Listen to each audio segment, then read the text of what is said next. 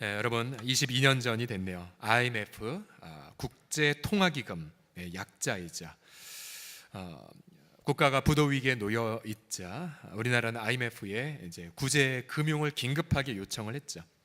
이 국민들은 IMF라는 이름 자체가 생소했지만 그러나 그 당시 많은 알짜 기업들이 외국 자본에 넘어가고 또 무엇보다 대량의 실업 사태를 겪으면서 이 IMF는 환란의 상징이 되었습니다.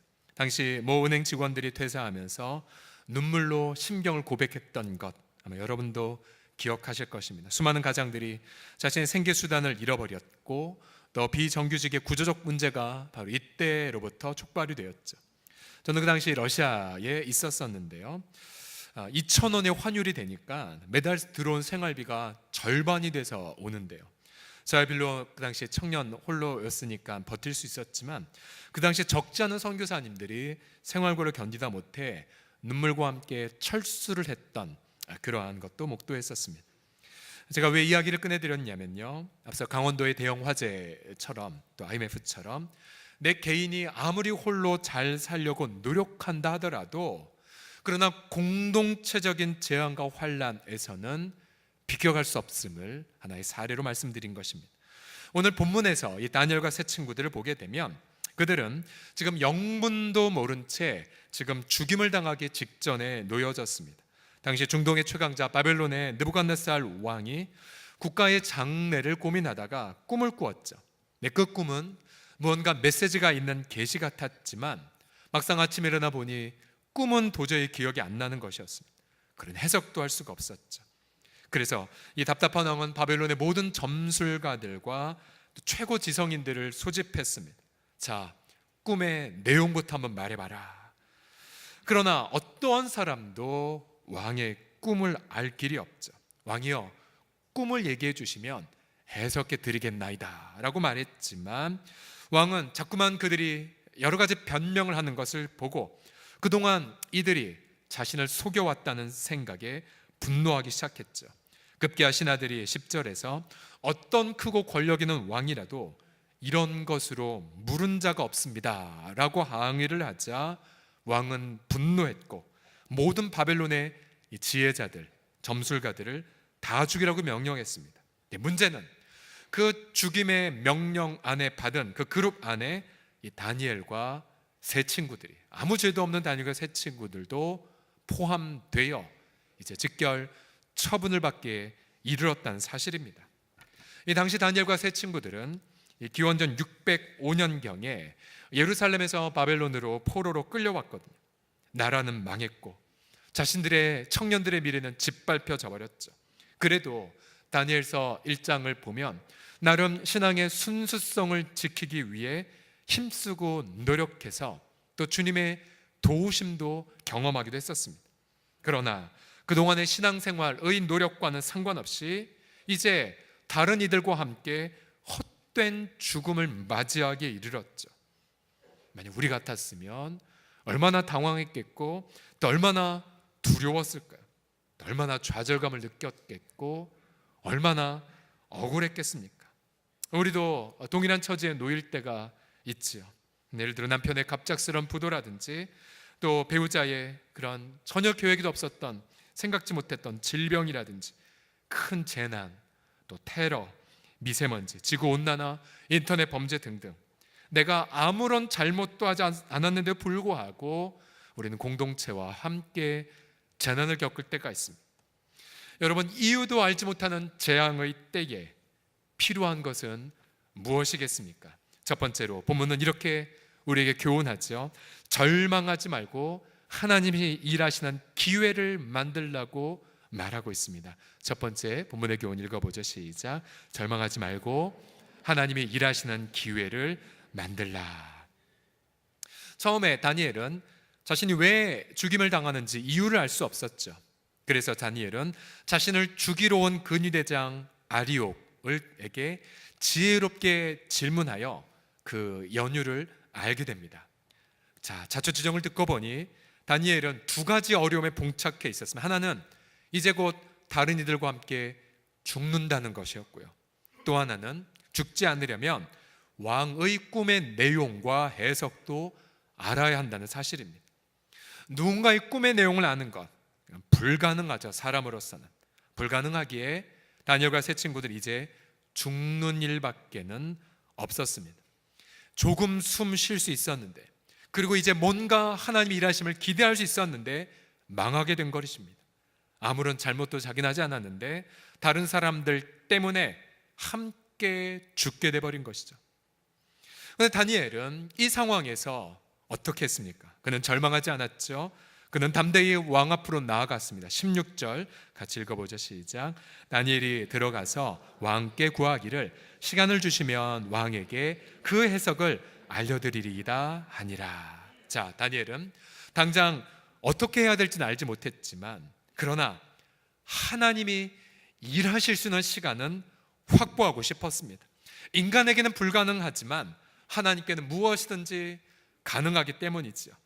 18절을 보시게 되면 다니엘은 이 천금과 같은 확보한 시간, 어쩌면 인생의 마지막 시간일지 모르지만 그 시간에 뭘 한 줄 아십니까? 18절을 보시면 하늘에 계신 하나님이 이 은밀한 일에 대하여 불쌍히 여기사 다니엘과 친구들이 바벨론의 다른 지혜자들과 함께 죽임을 당하지 않게 하시기를 그들로 하여금 구하게 하니라.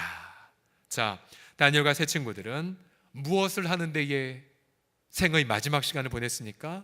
바로 기도하는 데에 시간을 보냈죠.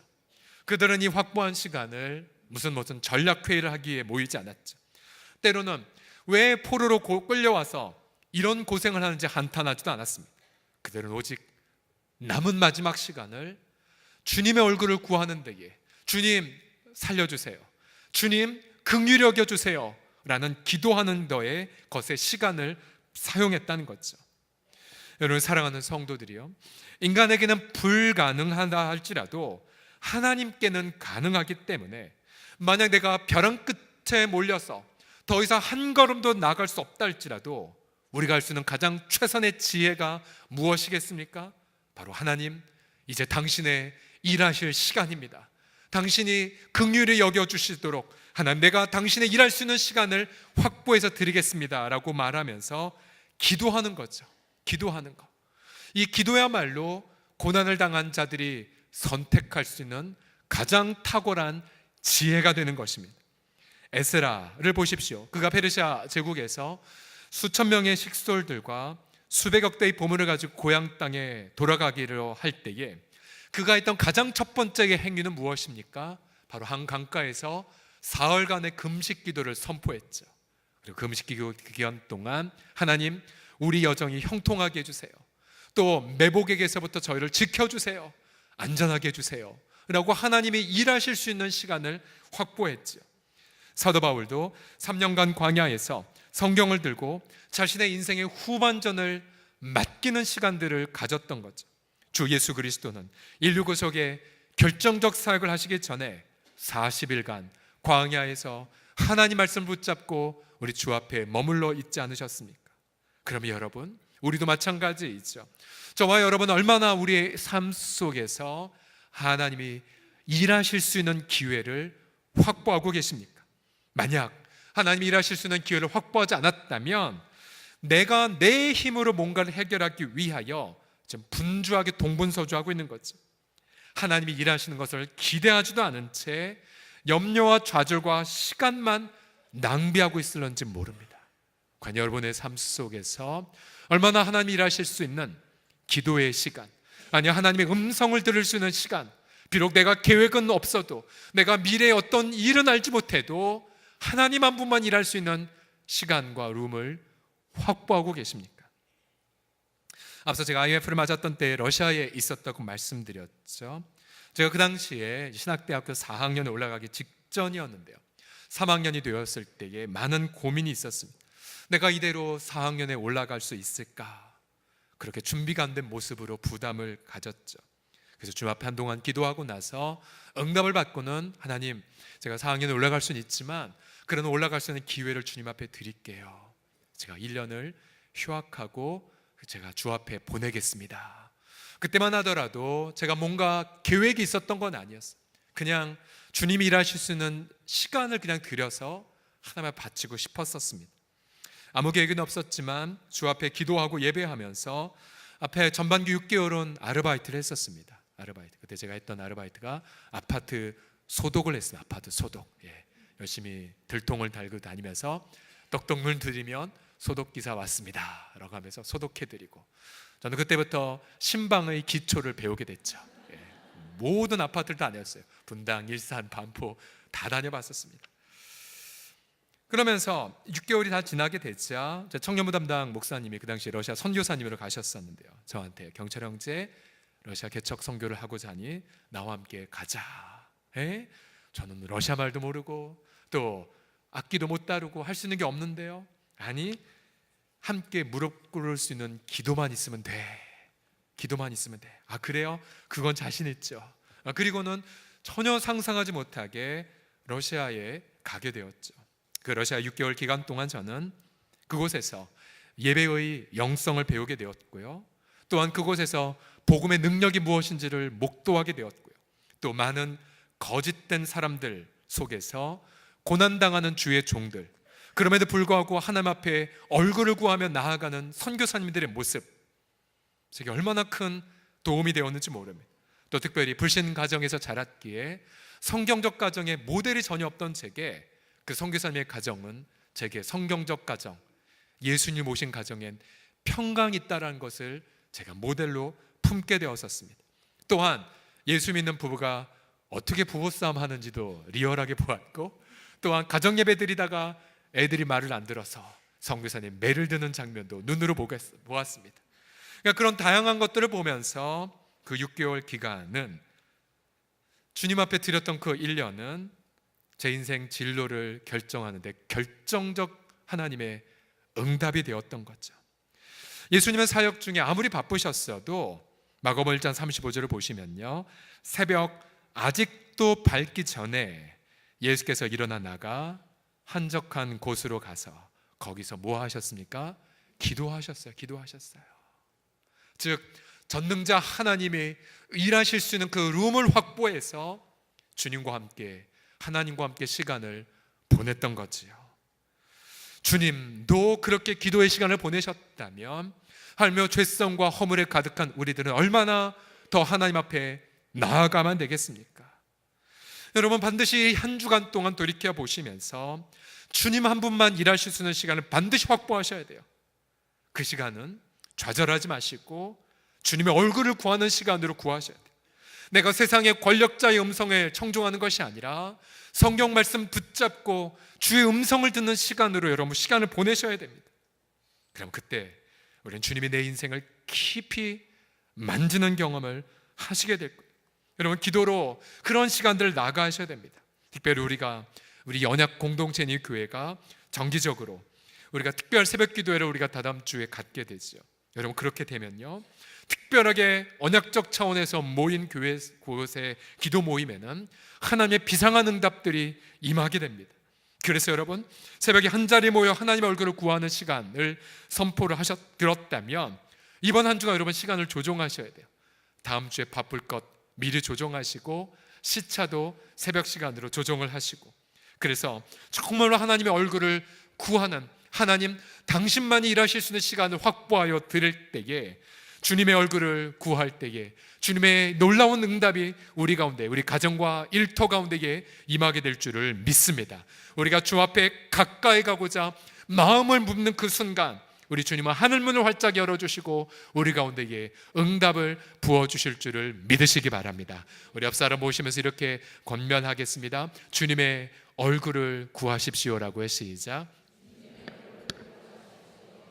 두 번째로, 이유도 알지 못하는 재앙의 때에 필요한 것은 도피하지 말고 이웃과 연대의식을 갖는 것입니다. 우리 두 번째 본문의 교훈을 천천히 읽어보죠. 시작. 도피하지 말고 이웃과 연대의식을 가지라. 다니엘이 지혜로운 말로 시간을 벌고 나서 그가 했던 가장 첫 번째 일은 도망간 것이 아니라 자신의 친구들을 찾아갔죠. 17절을 보시면, 이에 다니엘이 자기 집으로 돌아가서 그 친구 하나냐와 미사엘과 아사랴에게 그 일을 알렸습니다. 자신의 친구들에게 이 비보를 전하게 된 거죠. 다니엘은 하나님은 나의 재판관이란 뜻이고요, 하나냐는 하나님은 은혜로우시도다, 미사엘은 누가 하나님과 같으랴, 아사랴 여호와는 도우셨다라는 뜻입니다. 즉, 이 네 친구의 이름들 속에 바로 문제의 해답이 이미 숨겨져 있죠. 다니엘은 죽음 앞에서 도피하지 않았습니다. 세 친구들과 연대했죠. 그리고 도우신 하나님, 은혜로우신 하나님, 이 억울한 상황을 판단해 달라고 간절히 기도했던 것입니다. 그런데 이들의 기도 내용을 보시면요, 이들은 믿는 자신들만 살려달라고 기도하지 않았습니다. 18절을 다시 보시면요, 이 네 명이 하늘에 계신 하나님이 은밀한 일에 대하여 불쌍히 여기사 다니엘과 친구들 네 명이 보세요, 바벨론의 다른 지혜자들과 함께 죽임을 당하지 않게 하시기를 그들로 하여금 구하게 하였습니다. 즉, 이들의 마음속에는 자기들뿐만 아니라 믿지 않는 바벨론의 다른 지혜자들도 품고 기도했던 거죠. 이들의 마음은 24절에 확연하게 드러납니다. 마침내 그날 밤 다니엘에게 하나님의 응답이 임했죠. 왕의 꿈, 또 왕의 꿈의 해석도 알게 된 다니엘, 그는 하나님을 찬양했고 아마 궁으로 뛰어갔을 것입니다. 그리고는 살기등등한 근위대장 앞에 다니엘 했던 가장 첫 번째 말이 무엇인 줄 아십니까?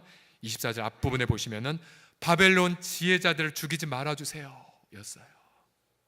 우리 같으면 제가 잘나서 해답을 얻었습니다, 날 왕업으로 인도해 주세요 라고 말할 것 같은데, 이 다니엘과 세 친구들의 마음은 하나님, 바벨론 지혜자들도 죽이지 말아달라고 그렇게 기도했기에 그의 첫 번째 말은 바벨론 지혜자를 죽이지 말으십시오 라고 나왔던 것입니다. 결국 그들은 믿지 않는 이웃들도 살리기를 원했던 거고, 이 네 사람은 결국 이 바벨론 사람들과도 연대의식을 가졌던 것입니다. 이 네 사람의 기도를 통해서 수많은 우상 숭배자들, 그들도 생명을 얻게 된 것입니다. 여러분 자세히 보세요. 성경에 아주 위대한 기도응답은 공통점이 있습니다. 그 기도응답의 결과로 수많은 믿지 않는 사람들이 살았다는 공통점이 있죠. 예를 들어 요셉의 기도응답을 보십시오. 그가 바로의 꿈을 해석하는 지혜의 응답을 받았을 때에 그 해석의 내용이 무엇이었습니까? 7년 풍년 동안 저축해서 다가올 7년 대기근을 준비하면 이집트는 망하지 않을 것이라는 해석이었었죠. 결국 믿지 않는 사람들을 향한 응답을 요셉은 받았던 것입니다. 사도 바울을 보십시오. 그가 부활하신 주님을 만났고 복음이 무엇인지를 깨달았을 때에 그 복음은 바로 유대인들에게만이 아니라 열방을 향한 부르심이었음을 깨닫게 되었죠. 우리 주 예수 그리스도, 그는 자신의 동족인 유대인들만을 위해 죽지 않으셨습니다. 모든 이방인들을 위해서 자신의 살을 찢으시고 피를 흘리셨죠. 저와 여러분들을 포함한 이방인들, 바로 영원한 형벌에 놓여있는, 바로 코앞에 지옥의 영원한 불구덩이에 놓여있는 우리들을 위해 바로 영원한 생명을 응답으로 주셨습니다. 구한말 한 사업가가 있었는데요, 그는 많이 배우지 못했지만 돈을 버는 지혜가 있었습니다. 그래서 놋그릇 제조와 유통으로 큰 돈을 벌었습니다. 경인선이 놓여지고 이제 그는 석유와 약품을 사서 팔았고요, 예를 들어 종이 같은 것을 미리 사놨다가 값이 오르면 팔아서 거액을 챙기는 일로 거부가 되었습니다. 1904년 러일 전쟁이 일어났을 때 그의 관심은 돈벌이에 있었습니다. 소 가죽을 미리 사서 전쟁 중에 군인들에게 많이 필요할 것이 예상되어 그때 비싼 값으로 팔자고 계획했습니다. 그러나 그의 계획과는 상관없이 전쟁은 일찍 끝났고, 또한 계약을 맺은 자들이 그렇게 계약대로 시행되지 않아서 그는 큰 손해를 보게 되었습니다. 그리고 깊은 좌절의 나락에 빠졌었습니다. 그렇게 고통하는 어느 날 그는 도산 안창호 선생의 민족을 깨우는 연설을 듣게 되었고, 그를 통하여 민족, 역사, 그리고 교육에 대한 눈에 뜨게 되었죠. 그리고 그 유명한 오산학교를 세웠고, 또 거의 같은 시기에 예수님을 영접해서 교회를 세웠습니다. 그리고 훗날 장로가 되었죠. 그가 바로 남강 이승훈 선생입니다. 남강 이승훈 선생. 처음에는 돈벌이밖에 생각 안 했다가 민족에 헌신한 아주 귀한 분이죠. 그가 3.1운동 당시 기독교 대표로 있었을 때에 천도교의 손병희 선생과 손을 잡았습니다. 그는 이렇게 고백했죠. 독립선을 앞두고 이렇게 그냥 누워있다가 죽을 줄 알았는데 이제 죽을 자리가 생겼구나 라고 좋아했던 그런 말을 남겼고요.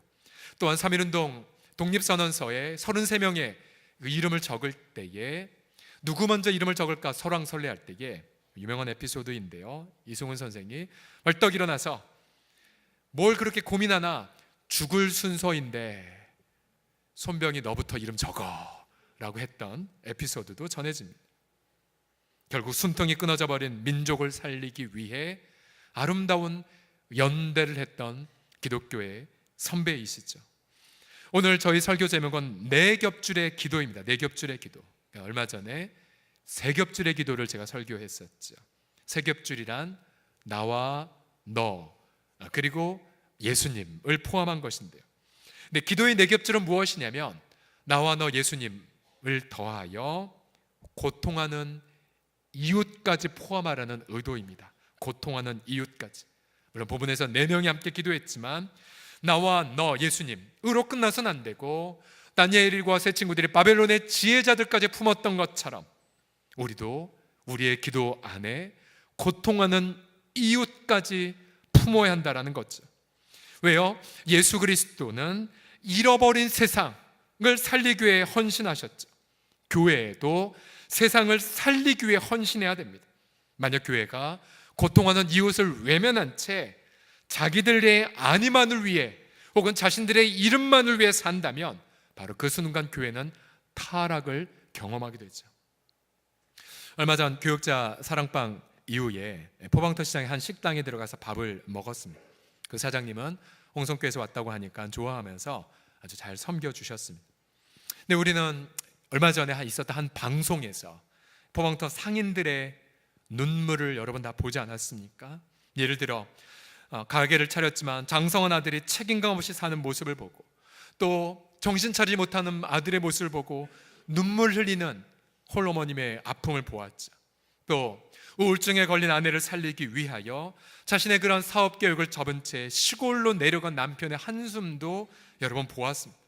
네, 저는 그 방송을 보면서 바로 옆에 있는 우리의 이웃들인데 그 이웃들에게 이런 탄식과 아픔이 있었는데도 불구하고 전혀 관심도 없었고 안중에도 두지 않았던 제 자신이 너무나 부끄러웠었습니다. 너무 부끄러웠었어요. 그래서 그 방송을 처음부터 끝까지 빠짐없이 그렇게 보면서 얼마나 하나님 앞에 회개했는지 모릅니다. 여러분, 우리가 이웃들, 고통한 이웃들과 연단다고 했을 때에 여러분, 우리가 큰 것부터 생각하지 마시고 아주 작은 것부터 생각하십시오. 시장에 가서 물건 구매해 주시고요, 또 우리 동네에 있어서 너무 좋다고 격려도 해주시고요, 때로는 품질이 별로 안 좋거나 때로 내 식사와 맞지 않는다 할지라도 오히려 시골에 가서 우리 부모님에게 음식을 얻어먹는 그런 마음으로 함께 오히려 더 박수를 쳐주시고 그렇게 감사를 표해 주십시오. 또 더 나아가 우리 이웃을 넘어 이 민족의 고통하는 이웃들의 마음과도 연대해 주십시오. 해마다 3월 말에 고통하는 천안함 침몰 유족들의 눈물들, 또 이제 곧 5주기가 되는 세월호의 그런 유족들과도 함께 울어주셔야 되고요, 또한 강원도의 큰 화재로 집을 잃어버린 이재민들을 위해서도 여러분 기도해 주셔야 됩니다. 여러분, 이웃을 위해 바로 기도의 네 겹줄을 드릴 때에 우리를 통하여 그 이웃에게 소망과 생명이 임하게 되는 그 기쁨의 기도 응답을 우리가 경험하게 될 줄을 믿습니다.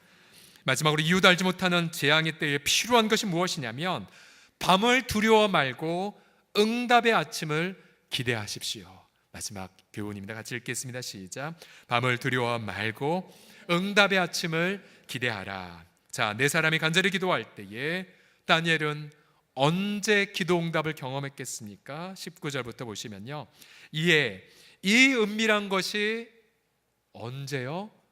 밤에 밤에 환상으로 다니엘에게 나타나 보임에 다니엘이 하늘에 계신 하나님을 찬송하니라.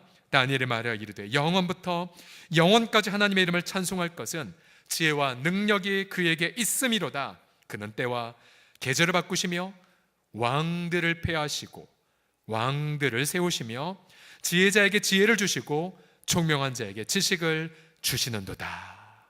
다니엘은 깨달았습니다. 그 꿈은 자신들이 이제 곧 죽는다는 꿈이 아니었었어요. 그 꿈은 역사의 주관자가 왕이 아니라 바로 살아계신 하나님이라는 것을 가르쳐주는 꿈이었었어요. 그 꿈에 바벨론 제국 느부갓네살 왕은 한 신상을 보았죠. 금, 은, 동, 철로 이루어진 신상. 그 금은 바벨론 제국을, 은은 이제 곧 오게 될 페르시아 제국을, 동은 알렉산더를 통한 바로 헬라 제국이었죠. 그리고 철은 로마 제국이었습니다. 하나님은 바벨론 제국의 왕에게 앞으로 일어날 일들을 미리 보여주셨죠. 바벨론도 영원하지 않았고 페르시아 제국도 영원하지 않을 것이고, 이 하나님의 역사를 잠깐 보여주시고 나서 사람의 손으로 뜨지 않은 한 돌이 그 신상을 강타하고 그 돌이 온 세상에 가득 차는 장면, 바로 그 돌은 하나님의 영원한 나라, 인간이 세운 나라가 아니라 바로 진정한 산돌이신 예수 그리스도의 십자가와 부활을 통해서 세워진 하나님의 영원한 나라가 마침내 열방에 가득할 것이라는 그런 내용이었었어요. 다니엘은 그 계시를 받고 기뻐했죠. 그리고 찬미했습니다. 그리고 하나님 앞에 경배했죠. 그 전에 기도를 시작하기 전에는 그 밤은 절망의 밤이었고 사망의 밤이었고 망한 밤이었었지만, 그러나 막상 그 밤은 절망의 밤이 아니었었어요. 바로 하나님의 영원한 나라가 통치하시는 응답을 받는 밤이었었죠.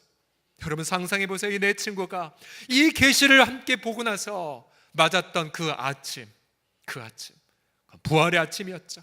응답의 아침이었죠. 가장 어두울 그때에 가장 강렬한 응답이 임하는 능력, 그것이 바로 예수 그리스도 안에서 저와 여러분에게도 동일하게 이 시대에 이 주간에 이루어지게 하시기를 예수님의 이름으로 축복합니다. 지난 주일날 저녁 때에 3년 전에 저희 교회도 오셨던, 기도 부흥회 때 오셔서 큰 은혜 끼쳤던 조광치 목사님, 저희 모교회의 담임 목사님이셨는데요. 목사님이 너무 몸이 안 좋으셔서 이제 마지막이라는 이야기를 듣고는 너무 주일날 저녁에 지금 인사드리지 못하면 기회를 놓칠 것 같아서 동탄으로 그렇게 차를 돌려 나아갔습니다. 목사님은 계산해 보니까 30년 됐더라고요. 제가 그분을 처음 뵀던 시절.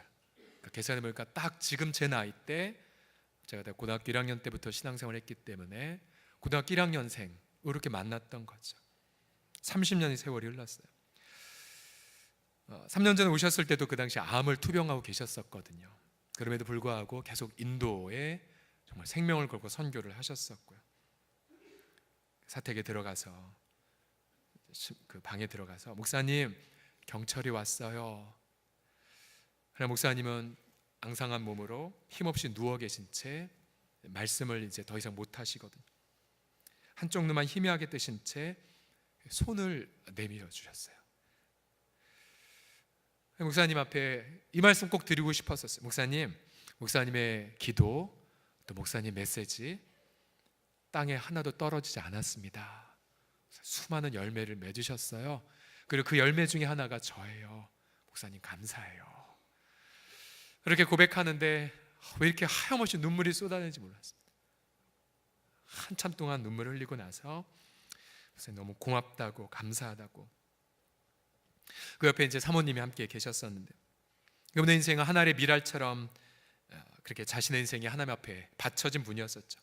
20대 후반에 개척을 하셨고요. 그 봉천동 산동네에서.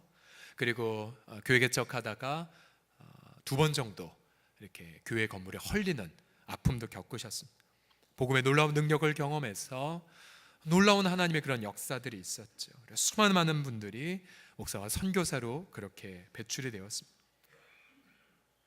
힘없이 옆에 목사님이 누워 계셨지만, 그러나 그 병상은 암덩어리가 승리한 자리가 아니었었어요. 오히려 그 자리는 죽음을 이기신 예수님의 현존이 가득한 자리였었습니다. 그 자리는 죽음을 이기신 예수님의 그 자리, 정말 질그릇 같은 인생을 사용하셔서 하나님의 영원한 영광의 나라를 펼치신 하나님이 가득한 자리였었습니다. 많은 눈물이 흘러나왔지만 그러나 그러한 분의 인생을 보았던 것 앞에 또 감사가 가득했었습니다. 뭔가 형언할 수 없는 감정, 뭔가 그 아름다운 영광을 목도한 그 감정, 그리고 저도 30년 후에 누군가에게 그런 은혜를 끼칠 수 있으면 좋겠다는 소망감이 있었던 그러한 밤이었었습니다. 기도의 사람, 그 목사님 같은 성령의 능력의 사람이 한국교회에 계속해서 나올 수 있도록 우리는 간절하게 계속해서 기도해야 되죠.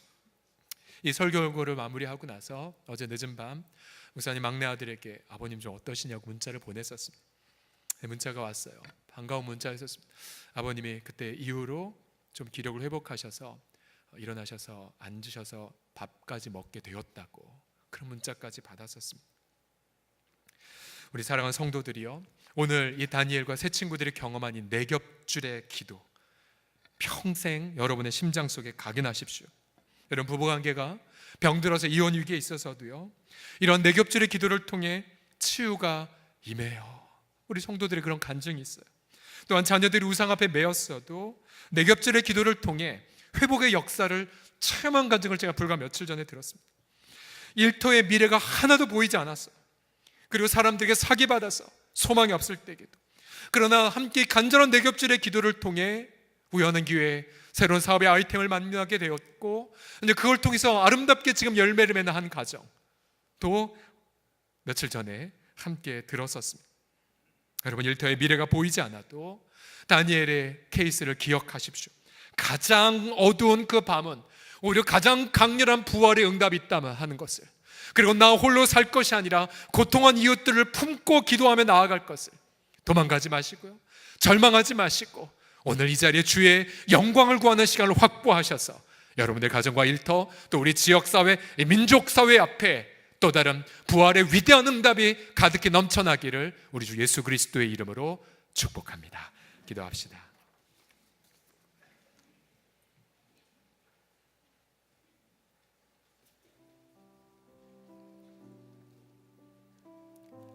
주여, 도피하고 싶었고 자포자기하고 싶었고, 주님 왜 이렇게 밤이 어둡냐라고 그렇게 낭망할 때가 있지만, 주님 이 시간 회개하고 돌이켜 부활하신 그리스도를 온 전심으로 붙잡나이다. 하나님, 제겐 일터와 가정, 내 미래를 향한 선명한 해답을 알지 못하지만 내 명철과 내 지혜를 다 내려놓겠나이다. 사람을 신뢰하는 것도 내려놓겠나이다.